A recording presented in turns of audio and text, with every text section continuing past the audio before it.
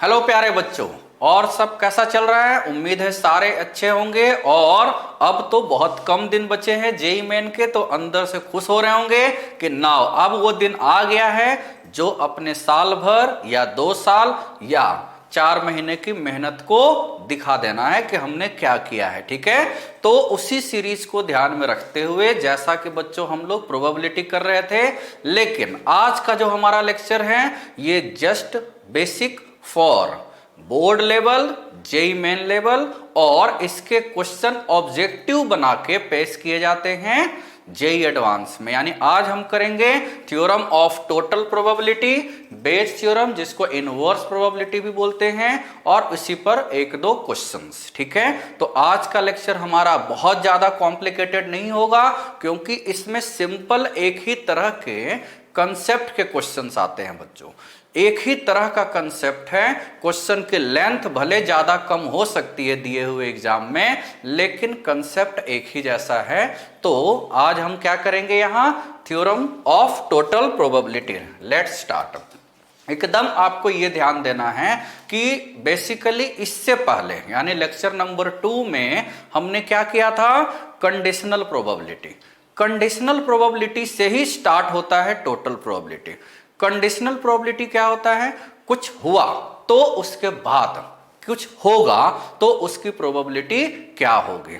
अब यहां पर टोटल प्रोबेबिलिटी में हमें क्या करना होता है? इसको हम टी डायग्राम भी बोल सकते हैं, और नहीं तो ये एक फॉर्मूला है, फॉर्मूला लिखा हुआ है। डायरेक्ट हम उसको कैसे समझते हैं? इवेंट कोई भी है occurs with one of the N mutually exclusive यानी डिसजॉइंट एंड एक्सॉस्टिव इवेंट्स। जैसे होता है ना कि मान लिया जाए हम घर से निकलते हैं, आजकल के टाइम में बहुत सारे अच्छे दिन आ रहे हैं तो शॉपिंग मॉल के लिए निकलते हैं, या सिंपल हम कोई पीवीआर जा रहे होते हैं। तो घर से पीवीआर जाने के 4 रास्ते हैं। सपोज यदि रास्ता नंबर 1 से गए तो ये टाइम लगा, रास्ता नंबर 2 से गए तो ये टाइम लगा, 3 से गए या 4 से गए, तो अलग अलग रास्ते की प्रोबेबिलिटी नेचुरल सी बात है इक्वली लाइकली होगी, तो 1/4 हो गई सबकी। दूसरी, उस रास्ते से गए तो क्या केस हुआ यानी इन टर्म्स ऑफ टाइम। तो जब कोई इवेंट होता है तो वो डिफरेंट वेज से होता है तो उसको टोटल प्रोबेबिलिटी बोलते हैं। अब जब ये हो गया तो अब उल्टा पूछा जाता है कि ये इस रास्ते से आप गए थे तो उसको बेस थ्योरम बोलेंगे, वो हम आगे करेंगे। ठीक है, तो यहां पर आपको क्या करना है? सपोज कोई भी हम वेन डायग्राम वाइज इसको प्रूफ कर सकते हैं। जैसे ये है एक यूनिवर्सल सेट। ठीक, अब आपको एक इवेंट दिया हुआ है, एक इवेंट ए है जिसकी प्रोबेबिलिटी फाइंड करनी है। ये इवेंट यहां ए ले लेते हैं। ठीक है, अब ये जो हो रहा है बच्चों, ये हो रहा है अलग अलग इवेंट से हो रहा है। ये जैसे ये अलग अलग जितने भी सारे केस हम ले सकते हैं ये अलग अलग है ना। जैसे ये वाला जो है रीजन है E1 है, या B1 भी बोल सकते हो। चलो हम यहाँ B1 लिखे हैं तो B1 बोल देते हैं। ये है रीजन B2, ये है रीजन B3। मतलब ये जो हो रहा है, ये जो ग्रीन कलर का इवेंट ए हो रहा है, ये B1 की वजह से हो रहा है, B2 की वजह से हो रहा है, B3 की वजह से हो रहा है, एंड सो ऑन। तो हमें इस इवेंट की प्रोबेबिलिटी निकाल लेनी है। ठीक है, इस इवेंट की प्रोबेबिलिटी क्या करनी है? निकाल लेनी है। तो इसी को टोटल प्रोबेबिलिटी बोलते हैं। तो फिगर से ए क्या लग रहा है? देखो तो फिगर से ए क्या लग रहा है? ये वाला एरिया देखो, ए का मतलब ए इंटरसेक्शन B1 है। यदि हम इसको देखें, ये वाला देखो ए इंटरसेक्शन B1 है ना, तो ए इंटरसेक्शन B1 है, फिर ए इंटरसेक्शन B2 है, फिर ए इंटरसेक्शन B3 है कि नहीं बच्चों? तो A intersection B1 intersection A intersection B2 intersection. अच्छा ये बताओ, ए इंटरसेक्शन B1 तो सही था, ए इंटरसेक्शन B2 भी सही था। अब हम ए लिख रहे हैं तो इन दोनों का इंटरसेक्शन लेंगे या यूनियन लेंगे? बोलो यूनियन लेंगे। यानी यहां पर हम हाथ रख देते हैं तो ये हो जाएगा यूनियन। ठीक है, तो यूनियन लेना है ना, कॉम्बिनेशन है union. A intersection B3 and so on, है ना। तो इस तरीके से आप इसमें ले सकते हो, A इंटरसेक्शन BN तक ले लिए, मतलब कितने भी लिए जा सकते हैं। देखो बच्चों, डेरिवेशन में n डिसजॉइंट इवेंट्स लेते हैं, है ना, सारे डिसजॉइंट है ना। क्वेश्चन में क्या है कि as A intersection B1, A intersection B2, A intersection B3 all are disjoint events, है ना। सारे के सारे क्या है, देख रहे हो ना, कोई कॉमन तो है नहीं, डिसजॉइंट इवेंट्स। अब बच्चों ये जानते हो कि यदि दो इवेंट होते हैं A और B, A और B यदि डिसजॉइंट होते हैं, A और B क्या होते हैं, डिसजॉइंट इवेंट्स होते हैं, तो A यूनियन B क्या होता है, PA union B is equal to PA plus PB होता है, PA प्लस PB, ये ध्यान देना है। तो PA प्लस PB यानी इंटरसेक्शन का काम खत्म हो जाएगा। तो PA is equal to PA intersection B1 है, उसी को ऊपर में डेरिवेशन फॉर्म में लिखा हुआ है बच्चों, है ना। ठीक है, तो ये बहुत आसान है ना। अब देखो A इंटरसेक्शन B1 है, हमें A की प्रोबेबिलिटी निकालनी है। तो अब A इंटरसेक्शन B को हमने पिछले लेक्चर्स में बताया था, A इंटरसेक्शन B का मतलब PA into PB by A होता है या PB into PA by B होता है, यही होता है ना दोनों में। तो हमें ये ध्यान देना है।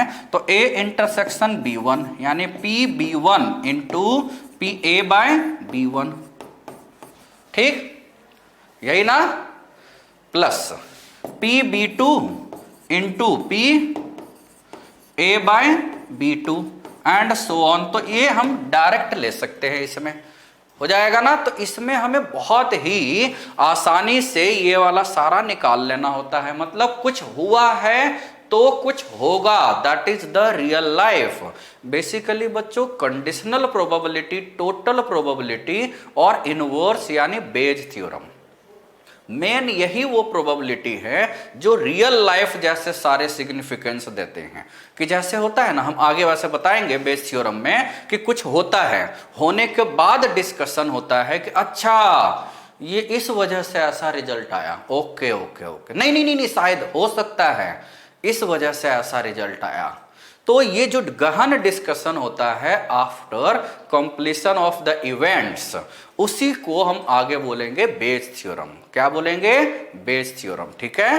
तो ये अलग अलग केस हमें याद रखना है बच्चों, याद रहेगा कि नहीं याद रहेगा, एकदम से, मतलब कुछ हुआ है तो उसको फॉलो करते हुए कुछ दूसरा होगा। जैसे इस पर बेस्ड बहुत ही सिंपल क्वेश्चन हम ले लेंगे, जो यहां दिया हुआ है वही यहां हमने डिराइव किया है बच्चों, ये लिख के किया है। उम्मीद है आपको अच्छे से समझ में आया होगा, मतलब कोई इवेंट हो रहा है ना, नहीं दिया हुआ है कि वो कैसे हो रहा है। जैसे हम सोचे कि हमसे लीप ईयर पूछा जाता तो हमें पता होता 366 डेज है, नॉन लीप ईयर पूछा जाता तो हमें पता होता 365 डेज है, लेकिन ईयर दिया हुआ है, लीप नॉन लीप ईयर का कंसेप्ट ही नहीं दिया हुआ है। तो बच्चों हमें क्या पूछा जाएगा हमसे, या तो लीप ईयर लो या नॉन लीप ईयर लो, मुझे बस बताओ ये होगा। तो ये एक केस हो गया। बैग ए है, बैग बी है, तो एक बॉल निकालना है, नहीं दिया हुआ है, कहां से निकाल रहे हैं, तो बैग ए से निकाला जा सकता है या बैग बी से निकाला जा सकता है, तो वो भी एक केस हो सकता है। क्लियर है बच्चों। तो इस तरह का हम इसमें अलग अलग केस ले सकते हैं। तो इस पर बेस्ड हम ये क्वेश्चन कर लेते हैं, एकदम आसान, जो अभी हमने एग्जाम्पल दिया है बच्चों। जैसे find the probability to get 53 Thursday. 53 Thursday, आज कौन सा दिन है, अच्छा सही बता रहे हो, आज है थर्सडे। तो 53 थर्सडे इन रैंडमली सेलेक्टेड ईयर। तो अब रैंडमली सेलेक्टेड ईयर का मतलब समझ रहे हो, या तो लीप ईयर या नॉन लीप ईयर। तो हम दो केस लेंगे, है ना। ईयर जो होता है बच्चों वो दो टाइप का होता है ना, लीप ईयर होगा या नॉन लीप ईयर होगा।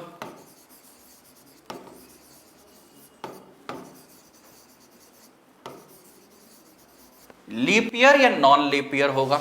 अब इसमें देखें कि लीप ईयर 4 बार में या 4 साल में एक बार आता है ना, तो लीप ईयर की प्रोबेबिलिटी तो पता है ना, probability to get leap year 1/4 और नॉन लीप ईयर की प्रोबेबिलिटी L डैश यानी 3/4, ये तो याद है आपको। लीप ईयर की प्रोबेबिलिटी तो 1/4 होती है ना, 4 साल में एक बार आता है। अभी कौन सा साल चल रहा है, बोलो नॉन लीप ईयर, है ना, तो वो ध्यान देना है। अब देखो 53 थर्सडे है ना, E is the event to get 53 Thursday, ठीक है, ये है। इसका मतलब हमें पता है कि P जब लीप ईयर में ले रहे हैं तो लीप ईयर में 53 थर्सडे आने की प्रोबेबिलिटी है ना। लीप ईयर में 366 डेज होता है ना, तो 366 डेज में 2 ही दिन बच रहा है, तो 2 दिन बचा रिमाइंडर, तो 2/7 हो जाएगा। चाहे 53 थर्सडे आए, हम कल की भी बात करते ना 53 टाइम्स, हम परसों की भी बात करते 53 टाइम्स, तब भी 2/7 आता 53 टाइम्स, है ना। तो अब नॉन लीप ईयर में 53 थर्सडे आने की प्रोबेबिलिटी क्या होगी, 1/7 ना। देखो नॉन लीप ईयर में कितने दिन होते हैं बच्चों, 365 डेज, है ना, एक रिमाइंडर बचा 1/7। अब एक लीप ईयर भी होता है ना, 367 डेज वाला, उसका कंसेप्ट बहुत अलग है। अलग क्या, बहुत रेयर केस में कहीं पूछा जाता है। डबल लीप ईयर है ना, वो और ज्यादा घूम जाता है, हमें वो नहीं करना है।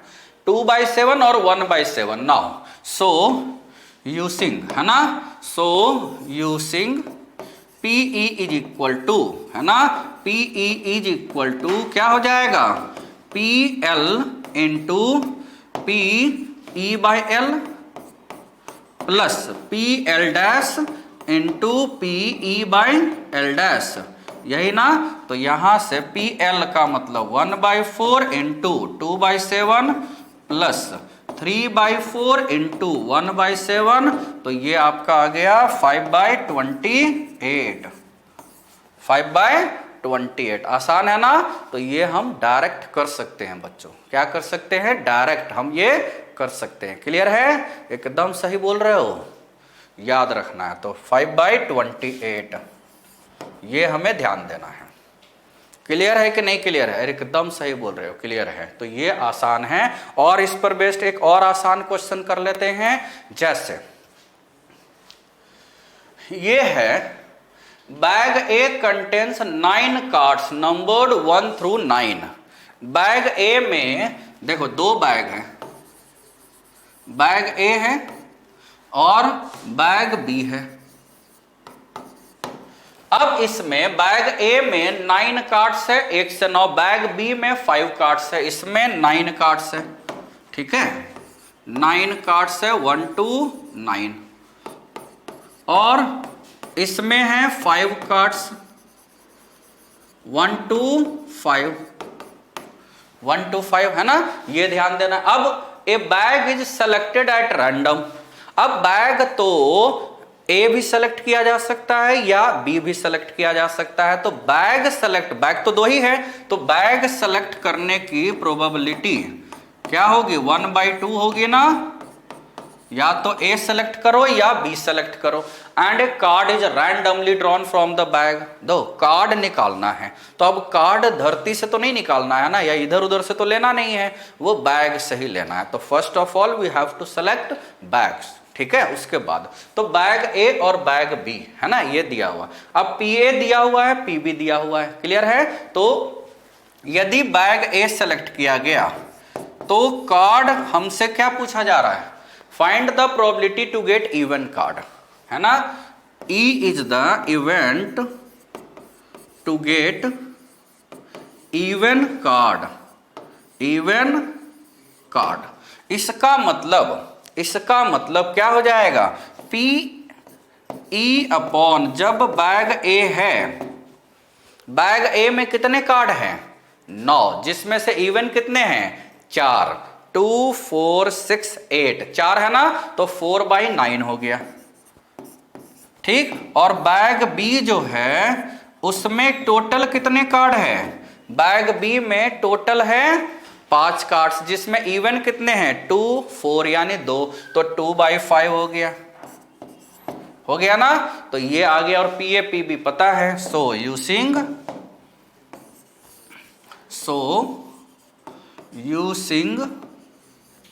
PE is equal to, formula क्या होता है? PE is equal to P A into PE by A plus PB into PE by B, यही होता है ना फॉर्मूला। टोटल प्रोबेबिलिटी मतलब कंडीशनल प्रोबेबिलिटी के जस्ट आगे ही बच्चों ये यूज होता है, ठीक है। तो ये आपको ध्यान देना है।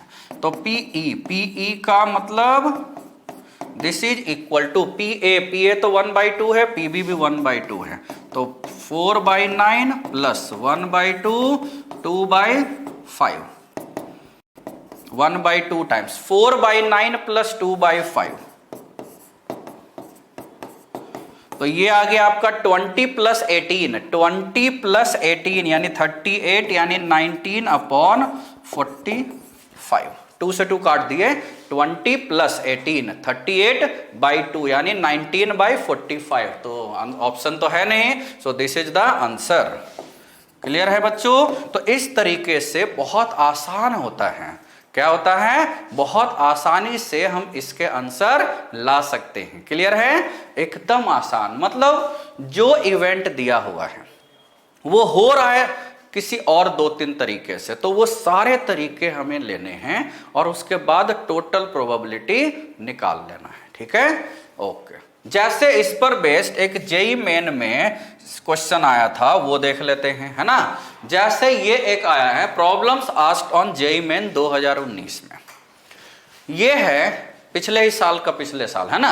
N urn contains 5 red and 2 green balls, है ना। एक है, तो इसमें क्या है, 5 रेड है और 2 ग्रीन बॉल्स है।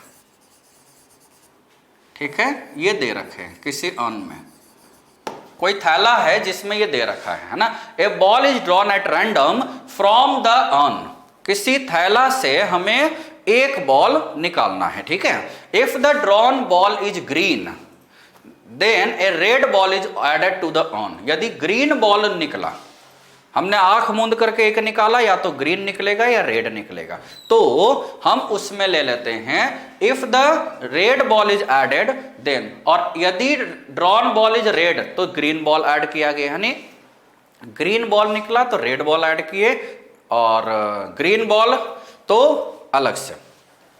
If the original ball is not returned to the urn, now a second ball is drawn at random from it. The probability that the second ball is red. तो इसमें दो case है। E1 लिया जो first में निकाला गया, E1 is the event a ball is drawn at random from if the drawn ball is green, है ना। drawn ball is green and added ball is red, यही दिया हुआ है। ठीक, तो E2 क्या है, drawn ball is red and added ball is green.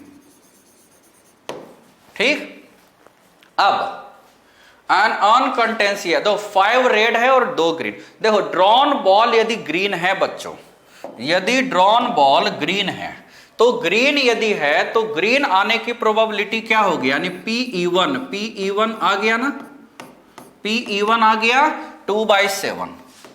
Total है हमारे पास 7 बॉल जिसमें 2 है ग्रीन, और Pe2 drawn ball is red, तो रेड हमारे पास क्या आ जाएगा, रेड इसकी प्रोबेबिलिटी Pe2 क्या आ जाएगा हमारे पास 5/7, यही ना।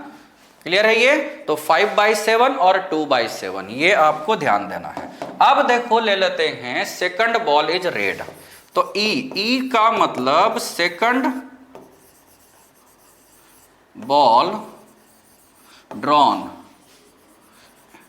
इज ऑफ रेड कलर, यही निकालना है ना, रेड कलर। यदि ये रेड कलर का है तो अब हमें यही पीई निकालना है, यानी यहां से हमारे पास पीई बाई E1 क्या होगा और पीई बाई E2 क्या होगा, यही बता देना है ना। तो E बाई E1 और E बाई E2 बता देना है। अब देखो, यदि E1 का मतलब drawn ball is green, green निकाल लिया गया, ठीक, तो रेड बॉल, तो जब ग्रीन निकाला गया है तो ग्रीन तो हमारे पास कितने हो गए हैं, एक, और रेड एक और ऐड कर दिया गया है, तो रेड हो गए हमारे पास 6, तो रेड है 6 और ग्रीन है 1, रेड है 6 और ग्रीन है 1, तो रेड बॉल आने की यानी 6/7 ना, यहां तक क्लियर है, 6/7 समझ में आया। रेड हो गए हमारे पास 6, क्यों, क्योंकि 5 तो पहले से था और एक और ऐड किया गया है, तो 6 और टोटल। अब देखो E2 का मतलब यदि drawn ball is red, red निकाल लिया गया है, तो रेड हमारे पास था 5, एक निकाल लिया गया, बचा 4, तो रेड बचा है 4 और ग्रीन एक और ऐड कर दिया है, तो ग्रीन पहले से था 2, अब एक और, तो 4 रेड है और 3 ग्रीन है, तो टोटल 7 हुआ। रेड निकालना है तो 4/7, क्लियर है नाउ। सो अब फॉर्मूला लगा दो। So using PE is equal to E1 into PE by E1 plus PE2 into PE by E2, यही ना, this is equal to PE1 कितना है 2/7, तो 2/7 इंटू 6/7 प्लस 5/7 इंटू 4/7, तो टोटल कितना आ गया हमारे पास,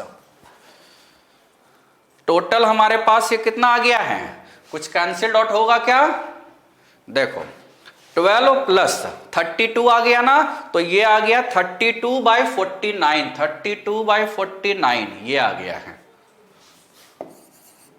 32/49, क्लियर है। तो ये 32/49 आ गया हमारे पास आंसर। तो बहुत आसान है ना, मतलब जैसा जो केस दिया हुआ है बच्चों उसके हिसाब से हमें सोच के ये लिख लेना है, क्लियर है। तो ये जो हमने बताया है टोटल प्रोबेबिलिटी, बहुत रेयर केस में बच्चों जेईई मेन में कभी कभी इसके क्वेश्चन आते हैं, और आएंगे तो 4-5 लाइन का दिया हुआ है, क्वेश्चन हमें अच्छे से समझ लेना है, ठीक है। जस्ट इसके आगे जो होता है, जस्ट इसके आगे जो है दैट इज हमें क्या करना है, इनवर्स प्रोबेबिलिटी। तो इनवर्स प्रोबेबिलिटी होता क्या है, जैसे अभी हमने बताया ना कि मान लिया जाए कोई काम हुआ, कोई काम हो गया, जैसे आप लोग अभी एग्जाम दोगे, रिजल्ट आ गया, रिजल्ट आने के बाद का जो घर में डिस्कशन या आपस में डिस्कशन होगा कि अच्छा ये इस वजह से ऐसा आया था, अच्छा नहीं नहीं नहीं नहीं नहीं ये इस वजह से ऐसा आया था, नहीं हो सकता है ऐसा रीजन था। तो ये जो रीजन का डिस्कशन होता है बच्चों, इसको बोलते हैं बेस थ्योरम। क्या बोलते हैं, बेस थ्योरम। यानी काम हो गया है तो उसके होने के चांसेस की गहन डिस्कशन, है ना। जैसे नहीं कोई भी इवेंट हो जाता है, चाहे हम कंट्री लेवल पर करें या खुद के लेवल पर करें, कुछ काम होता है तो उसके बाद डिस्कशन होता है कि ऐसा हुआ इसलिए ऐसा हुआ, ऐसा हो गया होता तो ऐसा हो गया होता, इस तरह का ही डिस्कशन होता है, उसको हम क्या बोलते हैं, बेस थ्योरम। यानी जो काम हो गया है बच्चों, देखो if an event A can occur only with one of n mutually exclusive event, तो P B1 by A, जैसे अभी हमने बोला ना कि कोई भी इवेंट्स दिया हुआ है ना, जैसे इवेंट हमने लिया A, अब ये हुआ है बहुत तरीके से, है ना। मान लिया जाए यूनिवर्सल सेट लिए थे, तो ये जैसा हमने टोटल प्रोबेबिलिटी में किया था सेम वही आपको यहां देख लेना है, ठीक है। इस तरीके से सारे अलग अलग केस हम ले रहे थे। तो यहां पर ये जो है B1 है, B2 है, B3 है, B4 है, B5 है, ये सब सारे जो केस थे। अब हमें लेना है कि ए तो हो गया है, ए हो गया है, ए यदि हो गया है तो ये B1 की वजह से हुआ है ना, यानी A is completed. P A का मतलब क्या है, sigma P B I into P A upon B I, यही ना, ये हो गया। और I is equal to 1 to n, ये आ गया आपका पी पी ए, ये हो गया है। तो ये जो ए हुआ था, ये जो ए हुआ था, ये B1 की वजह से हुआ था या B2 की वजह से हुआ था, तो ये PB1 या B2 अपॉन ए निकाल लेना है। तो इसका formula conditional probability B1 intersection A upon PA और PB1 इंटरसेक्शन, तो ये क्या हो जाएगा, PB1 into PA by B1 divided by, और यहां सिग्मा है, यानी जो हम टोटल प्रोबेबिलिटी में लेंगे बच्चों, जो हम टोटल प्रोबेबिलिटी में लेंगे, यानी टोटल अब नीचे आ जाएगा और उसी का एक पार्ट ऊपर आ जाएगा। बस आपको ये ध्यान देना है, टोटल नीचे आ जाएगा, उसी का एक पार्ट ऊपर आ जाएगा और आपका आंसर आ जाएगा, है कि नहीं। बहुत आसान है, इसको आप कर सकते हो। क्लियर है, एकदम आसानी से इसको आप सोल्व कर लेना, ठीक है। जैसे इस पर बेस्ड ही अच्छे अच्छे और क्वेश्चन, लेकिन बच्चों ये एक सब्जेक्टिव टाइप का है, तो जो बच्चे इस साल बोर्ड दे रहे होंगे उनके लिए तो एकदम मस्ट है, और जो जेई मेन जेई एडवांस के सीरियस प्रिपरेशन कर रहे होंगे उनके लिए भी ये मस्ट गो थ्रू है, ठीक है। एकदम कुछ छूटना नहीं चाहिए। जैसे इस पर बेस्ड यदि हम ये एनसीईआरटी में भी है ये क्वेश्चन, देखोगे जेई एडवांस में भी आया हुआ है ये, a man is known to speak the truth 4 out of 4 times, यानी कोई आदमी है, बहुत अच्छा आदमी होगा, कम लग रहा है कि हम लोग जैसा तो नहीं है ना। सोचो ये 4 out of 5 times सच बोल रहा है, सोचो 80% सच बोलता है ना। स्टूडेंट लाइफ में तो रहते हैं लोग, सच ही बोलते हैं। A man is known to speak the truth, यानी ट्रूथ बोलने का इसका जो प्रोबेबिलिटी है वो 4/5 है, यानी झूठ बोलने की, फॉल्स, फॉल्स का मतलब झूठ, 1/5 है, ये दे रखा है। He throws a die and reports that it is a 5, है ना। तो ई जो है इवेंट टू गेट 5,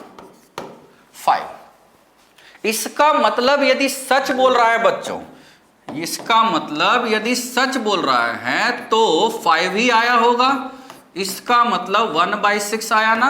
और यदि वो झूठ बोल रहा है तो 5 आने की प्रोबेबिलिटी 5/6 होगी।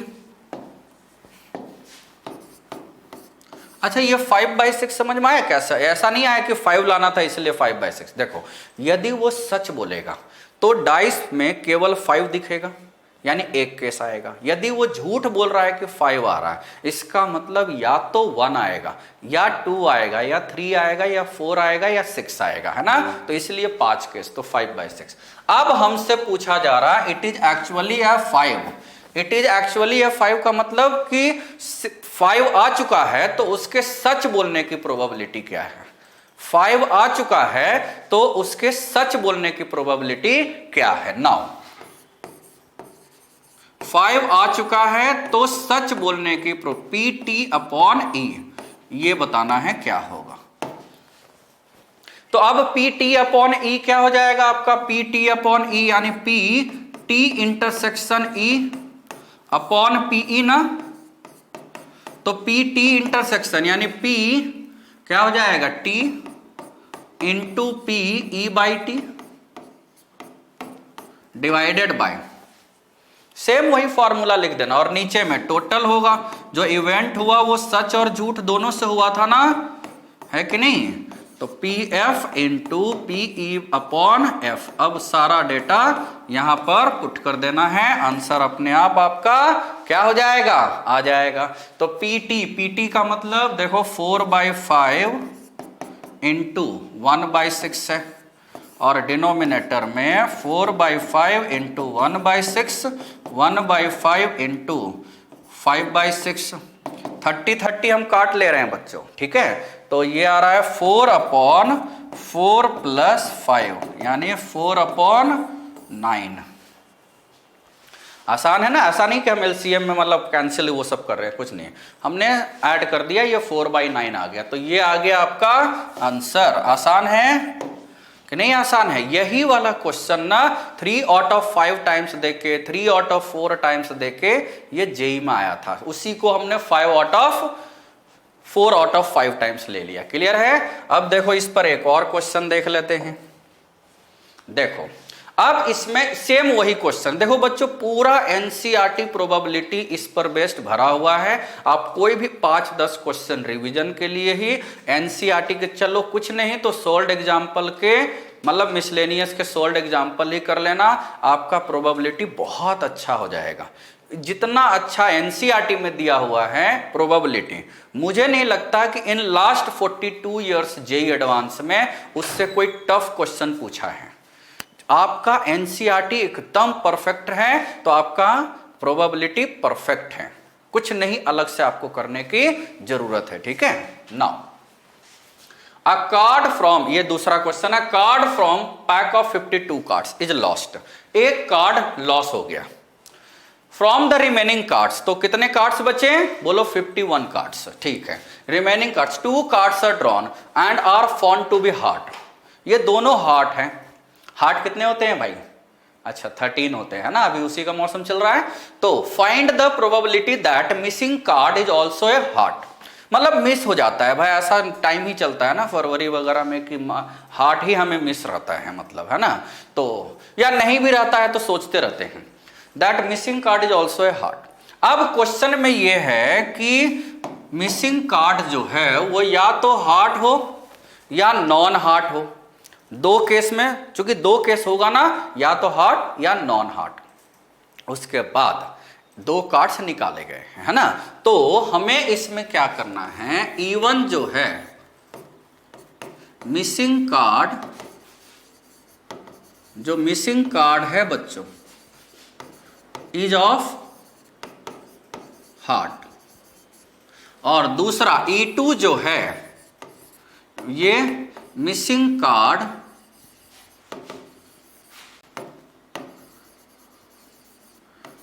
Is not of heart. इसका मतलब हार्ट कितने होते हैं? 13 होते हैं ना। ठीक है, मैं कार्ड की बात कर रहा था, है ना, ऐसा नहीं कि अपने दिल की कोई बात कर रहा है कि इतने कैसे हो गए, भाई होता तो एक ही है, इसीलिए। तो कार्ड में 13 यानी P-E1 की प्रोबेबिलिटी क्या हो गई? 13/52 ना, एक कार्ड है यानी 1/4, और Pe2 कितना हो गया? नॉन हार्ट कितने होते हैं? अच्छा 3/4, कैसे? 39/52 ना, वो हो गया, तो ये तो आपको आ गया। ठीक, अब इसमें ध्यान देना है, ई ले लेते हैं। ई का मतलब after missing card the 2 cards are drawn and are found to be heart, है ना, इन रिमेनिंग कार्ड्स, है ना, cards drawn from missing, from remaining card ना, रिमेनिंग कार्ड में से जो 2 कार्ड्स निकाला गया है ना, इज ऑफ हार्ट। इसका मतलब क्या हो जाएगा बच्चों?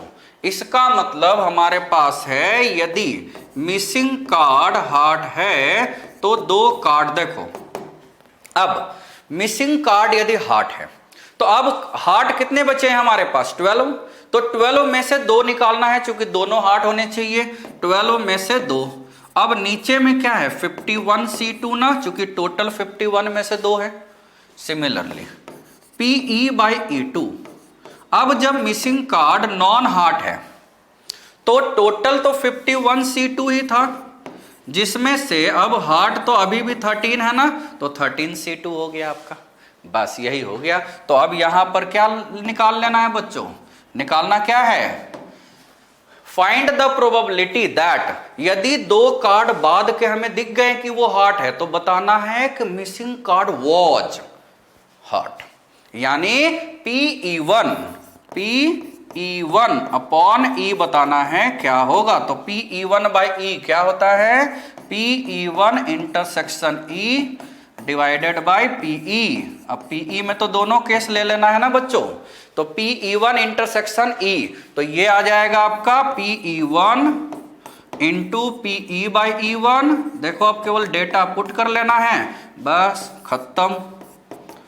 मतलब इसकी ना अच्छे से आप 5-10 और फ्रॉम एनसीईआरटी से बस 5-6 और क्वेश्चन कर लेना, आपको उससे ज्यादा करने की जरूरत नहीं है। आपका जेई एडवांस लेवल तक हो जाएगा ये प्रोबेबिलिटी, ठीक है।